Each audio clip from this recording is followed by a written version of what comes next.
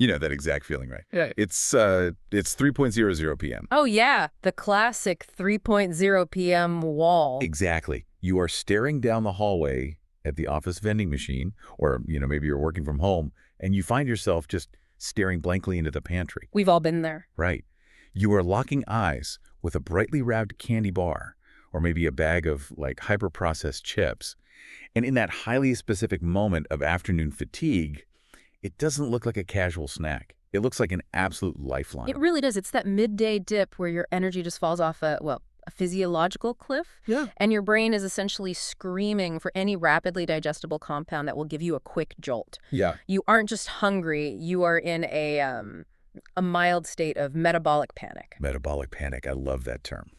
But here's the universal problem we all run into. You give in, right? You eat the processed snack, and you get that 5 minutes of blissful dopamine. But then, inevitably, you find yourself sitting at your desk an hour later, feeling dramatically more exhausted, and somehow, completely magically, you are hungry all over again. It's the worst cycle. Totally is. So today, we are completely rethinking this entire dynamic. We're looking at a fascinating stack of material today for this deep dive. Yeah, some really great sources. Yeah, a mix of recent clinical nutrition journals, some metabolic research papers, and a really comprehensive dietary guide on clean eating.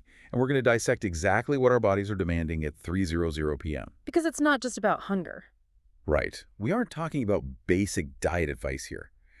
We are getting into the actual biological architecture of snacks that genuinely stabilize your neurochemistry and align with a high-performance, clean eating lifestyle. Okay, let's unpack this.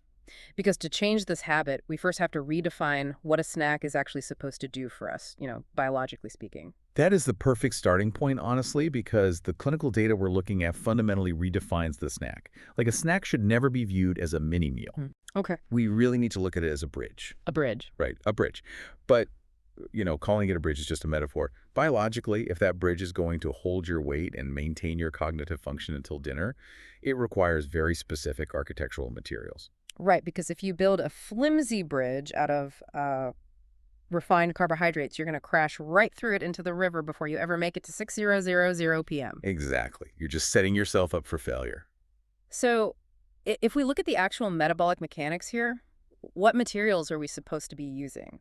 The metabolic research points to two foundational building blocks, and those are protein and fiber. Protein and fiber. Yeah. That is the non-negotiable formula for a functional snack. On the surface, that sounds like standard nutritional advice that most of our listeners probably already know. Yeah. But I want to dig into the biological heavy lifting going on behind the scenes. Sure. Why those two specific macromolecules? I mean, I get that protein has satiating properties, but what is actually happening in the gut? Well, what's fascinating here is the precise hormonal cascade that protein initiates. When you consume protein, it doesn't just sit in your stomach doing nothing. Right. As it breaks down into amino acids, it triggers the release of two very specific satiety hormones in your gut, which are peptide YY and GLP-1. Oh, wow. Okay. Yeah, and these hormones, they travel directly to your brain's hypothalamus and essentially flip a neurological switch. And that switch says, hey, we have adequate resources, shut down the hunger signals. That's amazing. It chemically turns off that desperate scavenging instinct you feel at 3:00 p.m. So the protein acts as the chemical messenger to the brain to basically kill the craving. Precisely. But I've always categorized fiber primarily as a digestive aid, like something for gut health and motility. Is it actually playing an active role in real-time energy management during the workday? It absolutely is. And this is where the mechanics get incredibly elegant. Okay, I'm listening. We're talking specifically about soluble fiber here. When soluble fiber enters your digestive tract, it absorbs water and forms this thick, viscous, gel-like matrix in your stomach and intestines. A gel matrix. Exactly. And this gel physically surrounds the other nutrients you've eaten, especially carbohydrates and sugars, and it physically traps them. Wait, let me visualize this. So if you eat a vending machine candy bar, it has, zero fiber. Right, none. It's essentially pure, fast-digesting glucose. So is that basically like a massive traffic jam, like thousands of sugar cars flooding onto the highway all at the exact same time, heading straight for your bloodstream? Yes. Which causes that chaotic spike and the inevitable crash when the traffic eventually clears out. That is a highly accurate way to look at it, actually. Without fiber, your bloodstream is just a multi-lane highway with no traffic control whatsoever, Wow. which leads to a massive insulin response to clear the gridlock. And so by combining the protein and the fiber, like following this formula, the fiber matrix is acting like a toll booth on an on-ramp. Precisely. That viscous gel matrix we talked about acts exactly like a toll booth. It only lets one glucose molecule onto the highway every few seconds. Oh, I see. It meters the flow. So instead of a blinding flash of energy and a subsequent insulin crash, you get a highly controlled, slow drip release of energy. That makes a ton of sense. Yeah, your blood sugar curve stays remarkably flat. You get a steady flow of cognitive fuel that easily carries your brain function all the way to dinner time. A steady, metered flow. That is exactly what we need for afternoon focus. So now that we understand the toll booth mechanics of this protein plus fiber formula, let's talk about translating that biochemistry to your desk. Let's do it. Most of our audience knows the basics of healthy eating.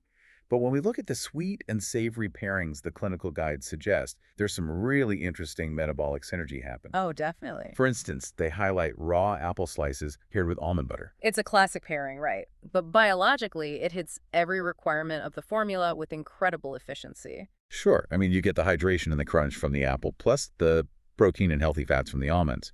But I want to play devil's advocate for a second on the fruit aspect. Okay, go for it. If our primary objective here is to keep the toll booth closed and prevent an insulin spike, why are we actively introducing fructose into the system? Right. Even with an apple, or, as the guide also suggests, fresh berries with walnuts. Aren't we just playing with fire by eating sugar, even if it's natural? It's a completely valid biological question. Fructose metabolism is tricky, but this is where we have to look at the entire food matrix, not just the isolated sugar content. Right. The research is very clear on why this works.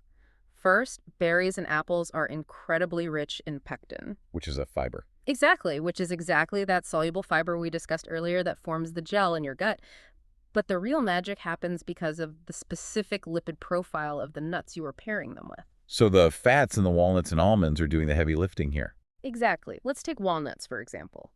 They are incredibly high in polyunsaturated fats, specifically omega-3 fatty acids. Right, the good fats. When you introduce these dense, complex lipids into the digestive tract alongside the pectin from the berries, it dramatically slows down gastric emptying. Oh, wow. The stomach actually holds onto the food longer to break down those fats. This means the fructose from the berries is released into the intestine at a glacial pace. So the fats essentially reinforce the toll booth. They reinforce it, and they provide a secondary energy source. The healthy fats stabilize your baseline energy, while the slow-drip fructose provides just enough immediate glucose to wake your brain up without triggering an insulin spike. That is such a delicate balance. It is. Plus, at 3:00 p.m., your brain is often dealing with accumulated oxidative stress from a long day of thinking. The high concentration of polyphenols and antioxidants in the berries crosses the blood-brain barrier and actually helps clear out some of that cellular exhaust. That makes a ton of sense. It's not just about calories. It's about the specific metabolic environment you are creating. Here's where it gets really interesting, though, because sugar isn't always the culprit. That's true. A massive portion of our listeners aren't derailed by sweet cravings. They're derailed by salt and crunch. The chips. The midday chip craving. It's Yeah. real. The dietary guide we are looking at suggests swapping the chips for raw veggie sticks, like carrots, cucumbers, bell peppers, paired with a clean hummus or a simple guacamole. A great alternative. Now, obviously, we all know vegetables and hummus are better for us than a bag of processed potato chips. Mhm. But what is actually happening at the metabolic level that makes this a functional bridge? Well, it comes down to incredible biological synergy. The raw vegetables deliver the complex carbohydrates and the insoluble fiber, which is the roughage that gives you that auditory crunch your brain is seeking. Right. But the dip is where the real hormonal magic happens. Take guacamole, for instance. Avocados are packed with the oleic acid, which is a monounsaturated fat. Which, like the walnuts, slows down the gastric emptying to keep us full. Yes, but it goes deeper than that. Bell peppers and carrots are loaded with fat-soluble vitamins, specifically vitamins A, E, and K. Okay. Your body literally cannot absorb these vital nutrients without the presence of dietary fat. Wait, really? Yeah, if you eat dry carrots, you are flushing a huge percentage of their nutritional value straight down the drain. Oh, that is fascinating. I had no idea. Right. By pairing the fibrous veggies with the oleic acid in the avocado or the olive oil in the hummus, you are biochemically unlocking the vitamins in the vegetables. That is so cool. And simultaneously, the chickpeas in the hummus provide a massive hit of plant-based protein to trigger those GLP-1 satiety hormones we talked about earlier. Wow. You are satisfying the sensory craving for salt and crunch, but you are utilizing fat and fiber to keep your insulin completely stable. You are basically hacking your own digestion to maximize nutrient absorption while turning off your hunger signals. I love that. It's very efficient. But let's be real for a second. Sometimes an apple or some snap peas with hummus just isn't going to cut it. No, absolutely not. We've all had those days where the morning was brutal, you skipped a proper lunch, and your energy is totally depleted. You need a bridge that can carry a serious amount of weight. So what does this all mean for those moments of undeniable deep cellular hunger? For those acute moments, the metabolic research outlines a category we can call protein boosters. Protein booster. Yeah. These are high-density nutritional packages for when you are in a severe caloric and cognitive deficit. And the number one heavy hitter they highlight across all the literature, the hard-boiled egg. It is arguably one of the most perfectly engineered foods for human biology. It's so ubiquitous that we tend to overlook it. No. But the clinical data praises it as the ultimate clean snack. It really is. It's a complete protein, meaning it has all 9 essential amino acids. But I want to talk about what it does for the brain. Because when we hit that 3.00 p.m. wall, it isn't always just muscular or caloric fatigue. It's cognitive brain fog. Like, you literally can't focus on your emails. This raises an important question about what causes that brain fog. Often, it is a depletion of key neurotransmitters. Okay. And this is why the egg is a powerhouse. The yolk is one of the densest dietary sources of choline available. Choline. Yes, choline is a direct precursor to acetylcholine, which is a critical neurotransmitter responsible for memory, mood, and intense focus. So when you eat a hard-boiled egg in the afternoon, you aren't just giving your stomach protein to trigger satiety hormones. You're actively resupplying your central nervous system with the raw materials it needs to manufacture focus. Exactly. You are treating the cognitive fatigue at the neurochemical level while the high-quality protein manages the physical hunger. It is incredibly efficient. Now, there's a second heavy hitter they mention for serious hunger, which provides a completely different texture profile.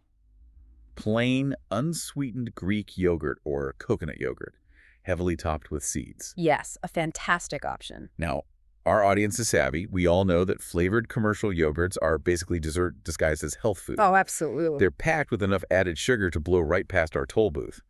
So we start with a plain, unsweetened base.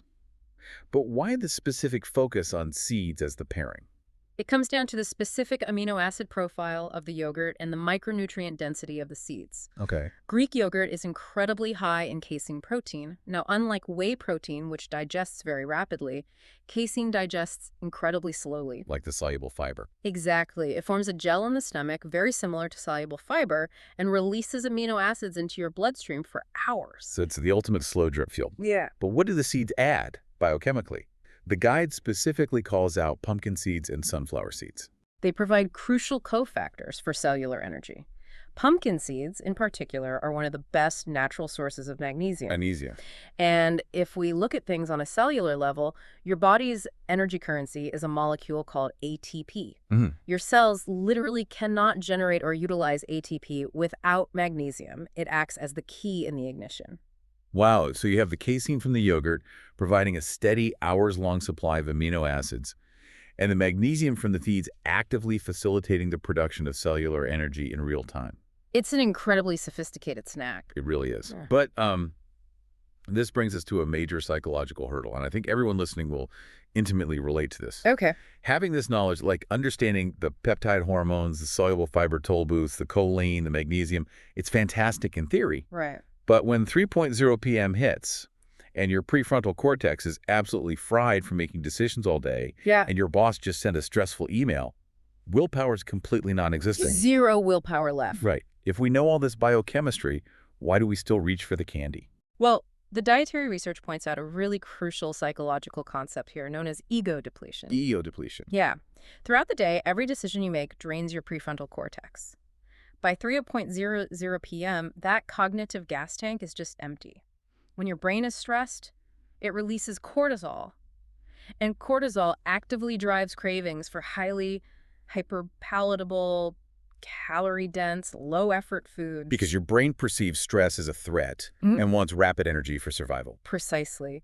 And when you are in that state of ego depletion, you do not make the optimal choice. You make the convenient choice. Oh, that makes so much sense. If the candy bar is sitting on your desk and the hard-boiled egg requires you to walk to the kitchen, boil water, peel a shell, your depleted brain will choose the candy bar every single time. It's not a failure of character. It is a biological imperative to seek the path of least resistance. The friction is just too high. It's exactly like the classic gym advice, right? If you want to work out at 5 a.m., you have to lay your clothes out the night before. If you have to dig through a dark closet to find your running shoes, you're going back to bed. You have to actively manipulate your environment so that the optimal choice is also the absolute easiest choice.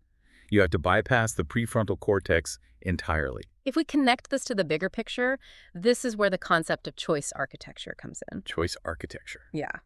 The guides we reviewed universally agree that the single most effective tool for clean snacking isn't just willpower. It is a 10-minute Sunday prep routine. 10 minutes of environmental manipulation. Yeah. What exactly does that look like in practice? It means spending just 10 minutes when your willpower is high, like on a Sunday afternoon, to wash and chop your fibrous veggies so they are immediately accessible. Okay. You boil a dozen eggs and put them front and center in the fridge. You buy bulk raw nuts and pre-portion them into grab-and-go containers. So when Tuesday at 3 p.m. rolls around and you are swimming in cortisol and your decision-making capacity is at 0, you open the fridge and the carrots are just sitting there. They're right there. The eggs are ready. The nuts are already in your bag. The clean choice literally requires less effort than walking to the vending machine. Exactly. You've engineered your environment to support your biology. And this touches on the core philosophy of all the clinical literature we've looked at today. Clean eating isn't about rigid restriction. Right. It's not about punishing yourself or denying hunger. It is simply about strategically providing your body with high-quality, functional fuel. Snacking is just another way to actively nourish your neurochemistry. It's a tool. It's a carefully engineered bridge to maintain your focus and energy.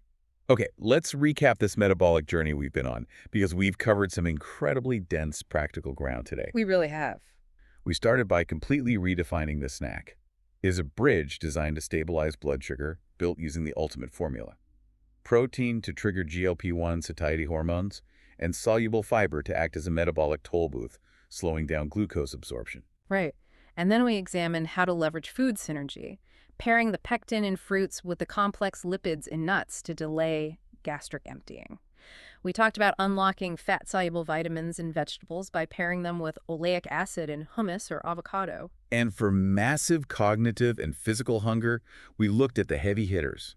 The hard-boiled egg for that heavy dose of choline to restore acetylcholine in the brain, and casein-rich Greek yogurt with magnesium-dense seeds to facilitate actual cellular ATP production. The real functional foods. Absolutely. And finally, we addressed the psychology of ego depletion, recognizing that we have to use choice architecture, that quick 10-minute prep, to make the biological choice the most convenient choice. So tomorrow, when 3:00 p.m. rolls around, you have the knowledge to make a fundamentally different choice. You have the blueprint to bypass the insulin crash and provide your brain with genuine, stable nourishment. And as a final thought, since we've spent so much time discussing what and how to eat, I want you to consider a fascinating area of emerging research called chrononutrition. Chrononutrition, what is that? It studies how our circadian rhythms dictate our metabolism. Research shows that our bodies are actually far less sensitive to insulin in the late afternoon compared to the morning. Wait, really? Meaning a carbohydrate eaten at 3:00 p.m. causes a significantly larger blood sugar spike than that exact same carbohydrate eaten at 8:00 a.m. Precisely. Your biological clock dictates that as the day wanes, your body struggles more to process glucose. This means the protein plus fiber toll booth strategy isn't just a good idea for an afternoon snack. It's essential. It is biologically mandatory because your natural insulin response is already compromised by the time 3:00 p.m. hits. Wow. So if you want a real-time experiment to test all this, try it this week. Eat a vending machine snack one afternoon and then a pre-prepped protein plus fiber snack the next. Pay close attention to exactly how your body and brain feel exactly 1 hour later. Notice the biological reality of the crash versus the bridge in your own life. It's something to chew on next time you look at the clock and feel that craving. That is brilliant. The timing changes the entire metabolic response, so you literally can feel the difference. I love that. Use that knowledge to build a better bridge. Well, that is all the time we have for today's deep dive. It's been great. Until next time, keep your fueling smart, keep your toll booths operating, and we'll see you on the next one.